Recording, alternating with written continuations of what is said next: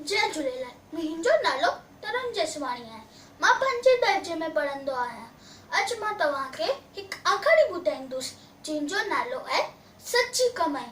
हरिद्वार में हिकु ग़रीब मोची रहंदो हो। हू गंगा जी घाटी ते वेही सॼो ॾींहुं कमु कंदो हो। राति जो वञी पंहिंजी झोपड़ी में सुम्हंदो हो। महिनत करे जूता ठाहे कुझु पैसो कमाईंदो हो। अहिड़ीअ तरह ॾुखी सुखी रोटी खाईंदो हो। हू हमेशह कमु करण वक़्तु भॼन पियो ॻाईंदो ऐं आए वेकी खिली करे खीकारींदो हो। हू पंहिंजे ग्राहकनि सां बेहद प्यार ऐं निम्रता सां ॻाल्हाईंदो हो। हू तमामु ख़ुशि हो। हिकु ॾींहुं हिकु साधू वठसि आयो। साधूअ पंहिंजी चोलीअ मां हिकु पथर कढी ॾिनई ऐं चयईसि, हीउ पारस जो पथर आहे, लोह खे सोन में बदिले ॾींदो आहे, तूं पाण वठी रख।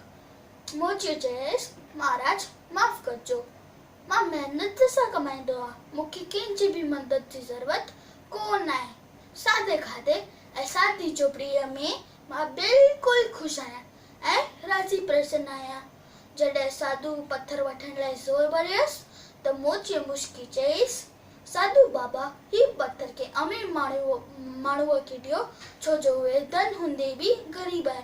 हुननि खे हमेशह पैसनि जी घुर्ज रहंदी आहे। मां मिसकिन मोची, महिनत में मज़ो आहे, छा कंदसि पारस जो पथर।